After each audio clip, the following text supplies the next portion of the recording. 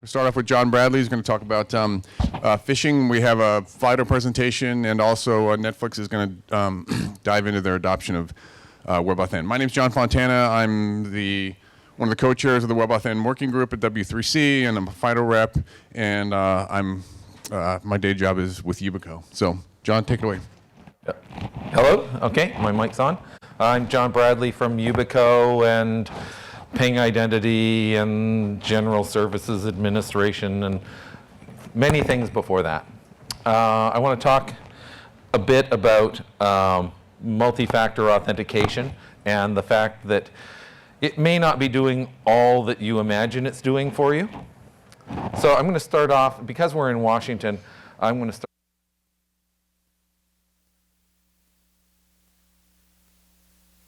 So let's talk a bit about NIST SB 800-63 was just redone fairly recently and is about to be redone again because, heck, they have to do something at NIST.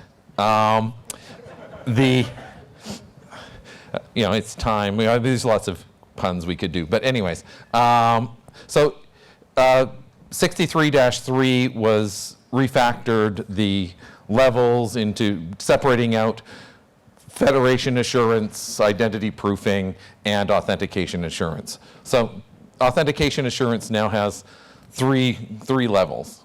Whether or not that's correct or not, the NIST people in the room probably already know my opinion, but we're going to get into it again. At level 1, we have memorized secrets, otherwise known as passwords or PINs. And having a minimum of 8 characters, super secure for keeping the Chinese out of the security clearance database. That provides some resistance to password guessing. It may not be all that, when Bill Burr originally wrote the password rules, close on to 15, 20 years ago now, a strong password seemed like a reasonable thing. Now, not so much. I would really only recommend a password-only system for a system that was perhaps in a controlled environment on a network. So effectively, treat the system that you're logging into as one factor. So everything should really be multi-factor. If you're just going to use a password, you have to have some trust in the system. Never authenticate over the internet with just a password. It's a bad idea unless you want to get into systems and take advantage of it. So the known problems with passwords are reuse, people stealing password databases, weak hashing of password databases, all the typical things that we've seen, and of course weak password choices. Back not that long ago, one of the things that we used to see was every time a new song came out or a new band came out, the people who were farming passwords against Google, etc., you could tell what was popular because the attackers would pick the trending things, and by golly, people actually used Madonna as their password or what have you. So it was actually a pretty good strategy by the attackers. Of course, people were watching, so it was an interesting thing to learn. Passwords on their own, not so good. So NIST defined AAL2, authentication assurance level, for those people who don't read NIST documents to go to sleep.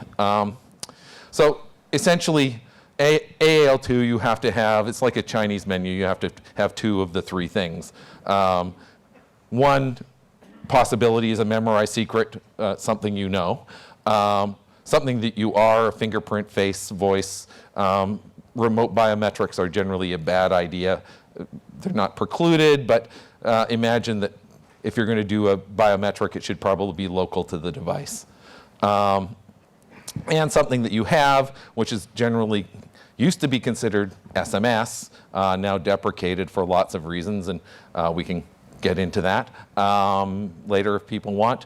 OTP on a device or an app, push notifications to a trusted device, essentially things that prove that you control a device. And of course, the better end of that is U2F or web authentication as a second factor.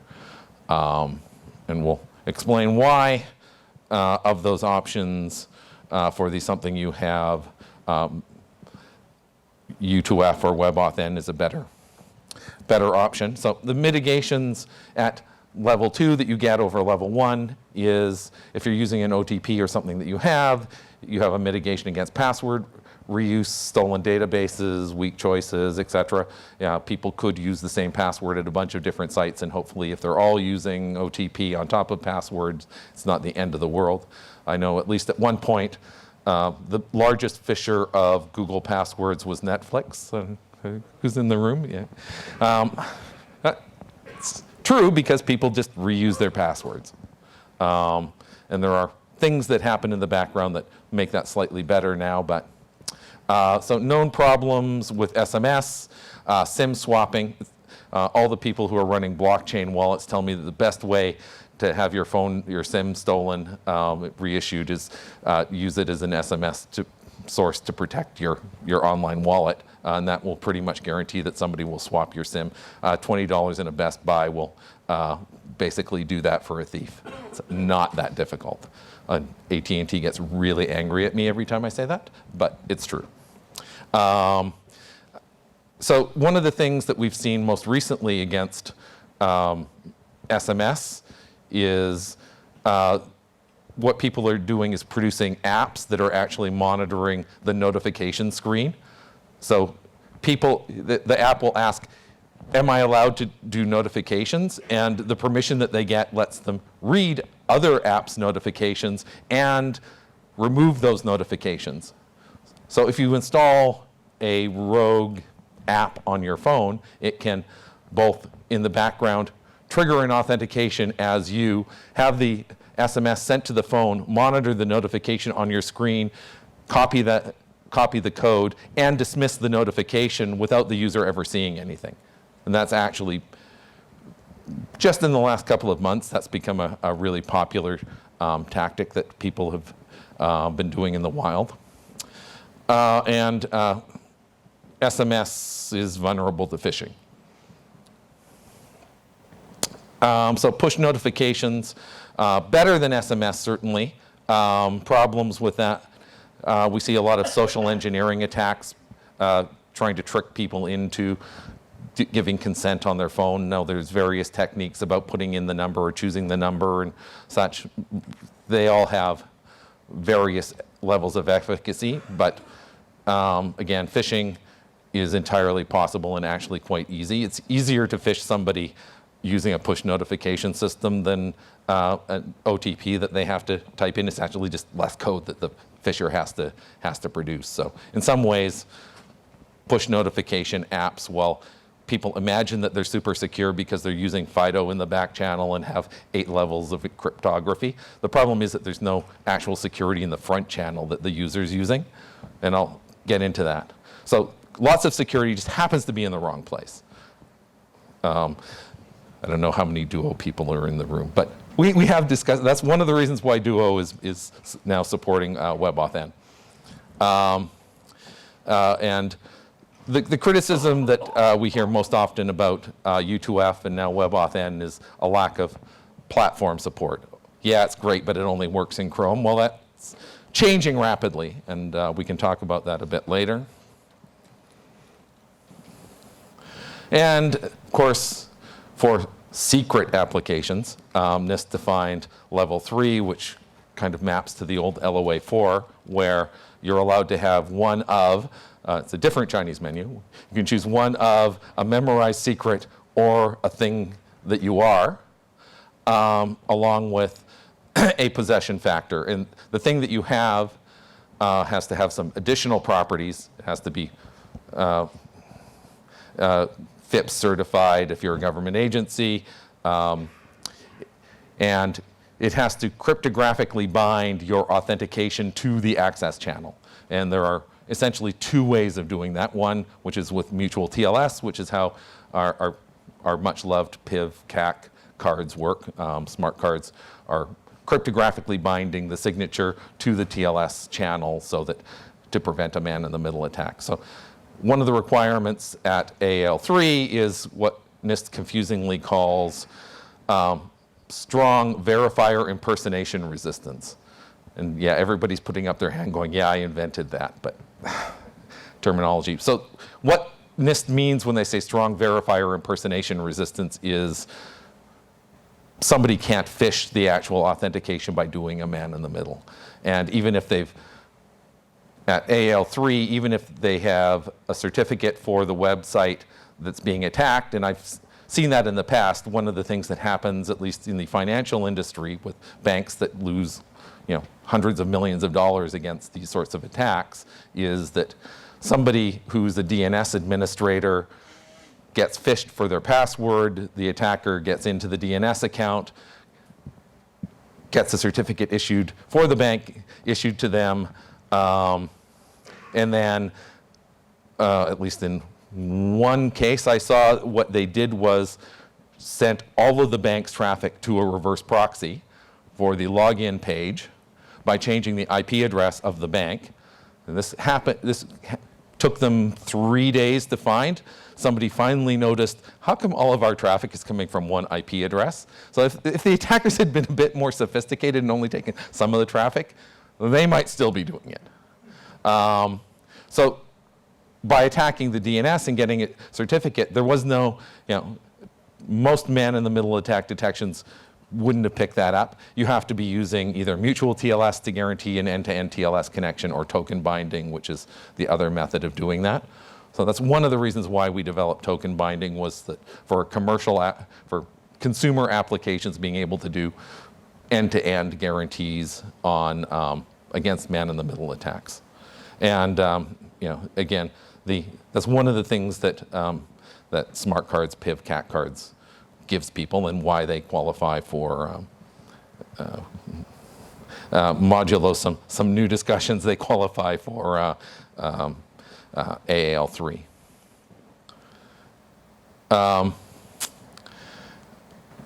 So at AAL3, we have all of the AAL2 mitigations, plus the strong verifier impersonation resistance. Mutual TLS, token binding are the two ways of doing that. Our problems with that are platform support. PIV, CAC, you've noticed, don't necessarily work so well on an iPhone. We have derived credentials, which is a bit of another story. So we have platform support, could be better. We're making much faster progress with WebAuthn for support across all of the platforms. Basically, all of the browsers now have committed support and are in the process of rolling it out. All of the operating systems that people typically use have committed to support, with the exception of iOS, where there's a commitment for support, but they don't talk about it. But anyways, it's coming. So we have that, and to actually get AAL3, we have to have that cryptographic binding, and not all browsers currently support token binding. Again, we can talk about that. Now, I guess the question is, do you want to see my canned videos, which are perfect, or do you want me to try and do a live demonstration of some of the work that I've been doing with GitHub? Live? You want the live demo? Okay. No, I can do it. Okay, so I'm going to show you. So one of my associates, a guy by the name of Kuba Gretzky from Poland, has done some really great work. This is a second-generation man-in-the-middle phishing kit. You can go to GitHub, Evil Engine X2, and download this and run it on your own server and basically phish whoever you like.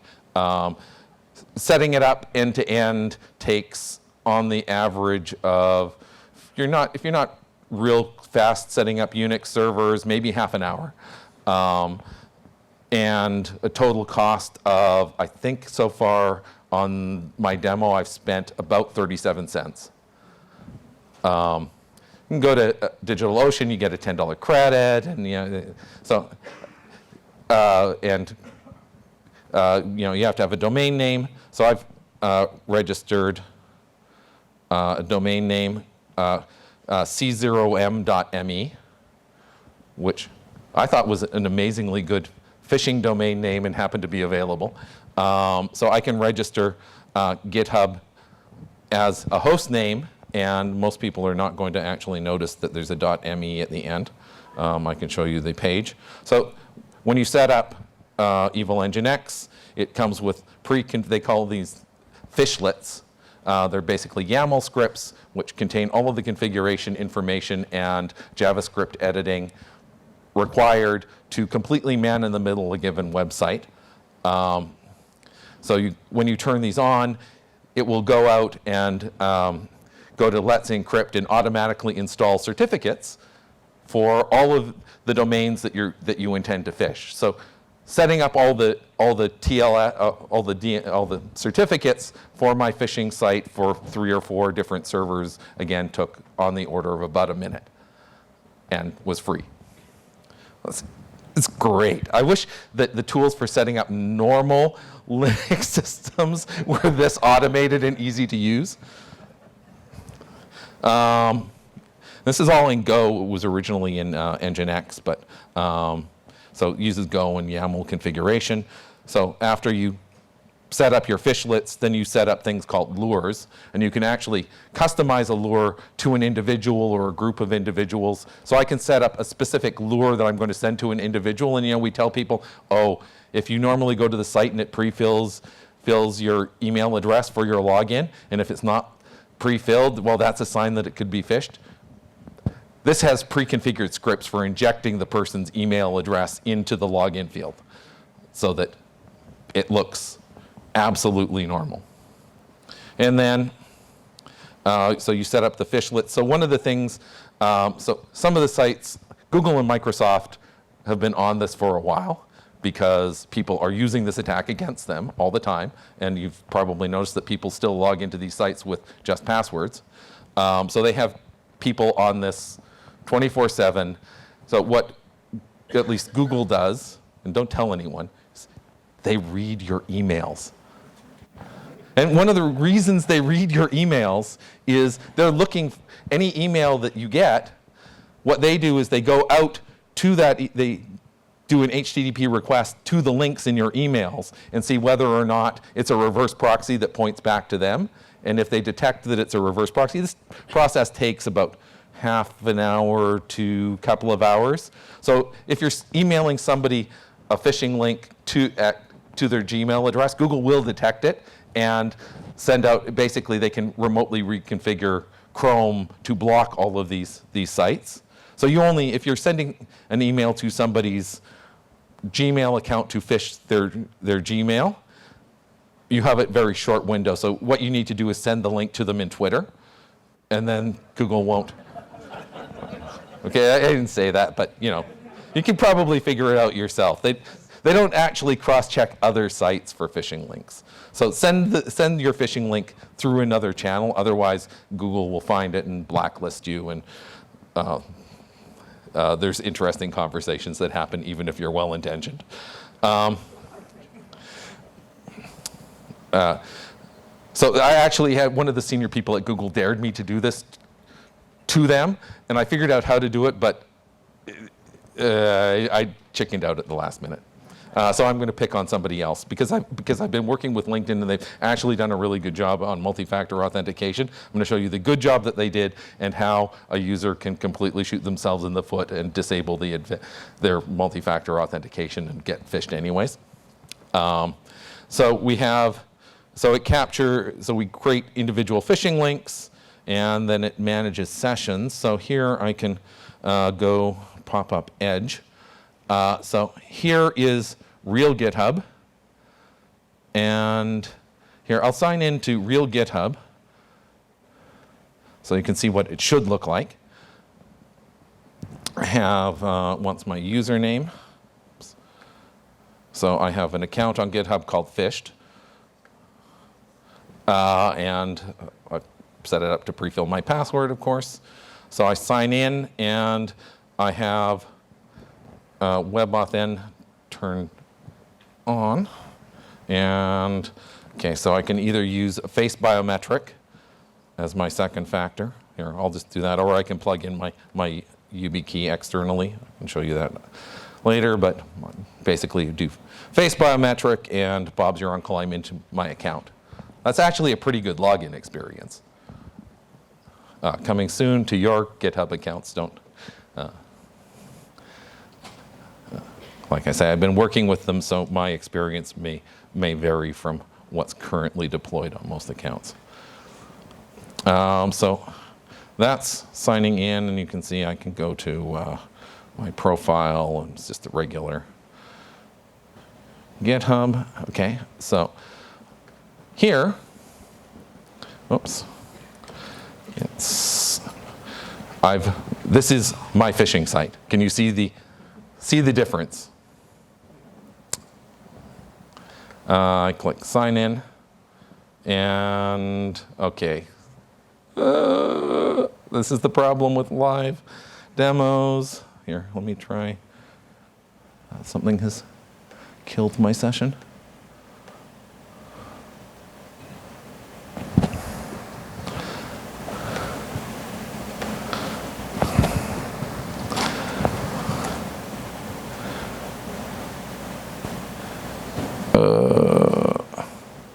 Okay, I've screwed up my firewall or something.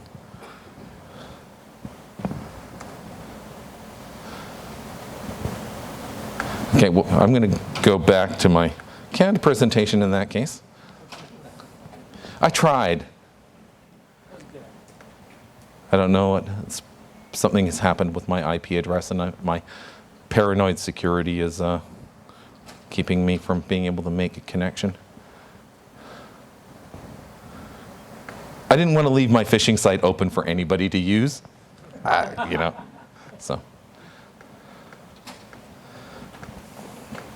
And we can play with it later. Where am I here?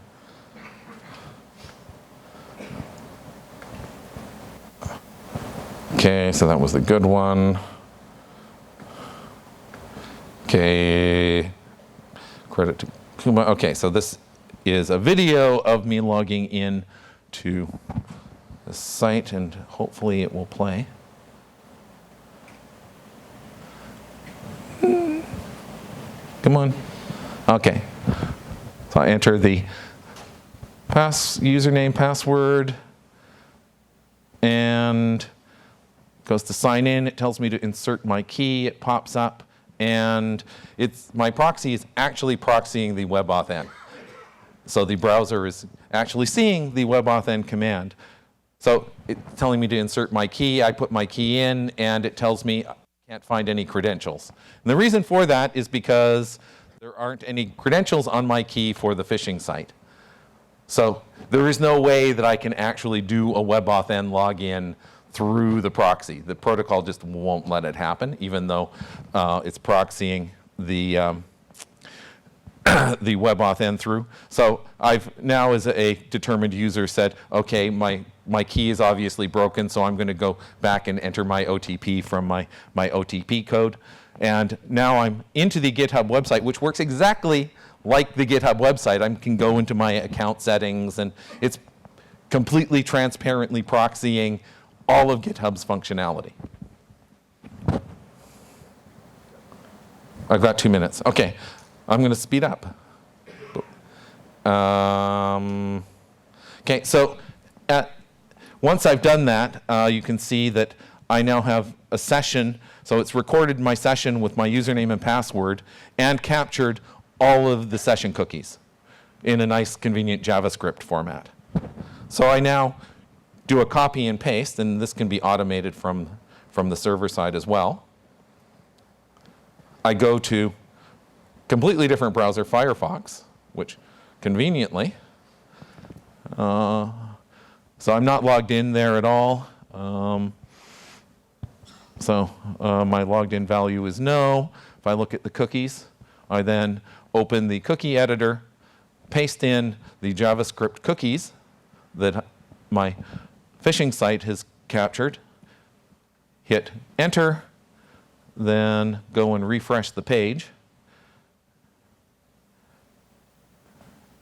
Yes, that's my user ID. Go refresh the page. And now the browser on a completely different browser on a completely different computer is now logged in as me. And that OTP I typed in did absolutely no good. In fact, I didn't even bother capturing it because it's not useful. What I'm doing is hijacking the person's session. And once I've hijacked the person's session, so Google has advanced protection where they turn off all of these things. So there was an incident with the political party, which I have 1 minute. So somebody was using an OTP, Google Authenticator, to protect their perhaps sensitive emails. And Fancy Bear used almost exactly this program. I don't know exactly which software. The FBI didn't tell me which software they were using, but imagine it had similar or perhaps even cruder functionality. Once they got in with the session, they issued OAuth tokens to themselves and were able to, without changing the person's password, be able to get in and read, and they could have sent emails as that individual without showing as being logged in or anything else. Yeah, okay, I have to, they're giving me the hook.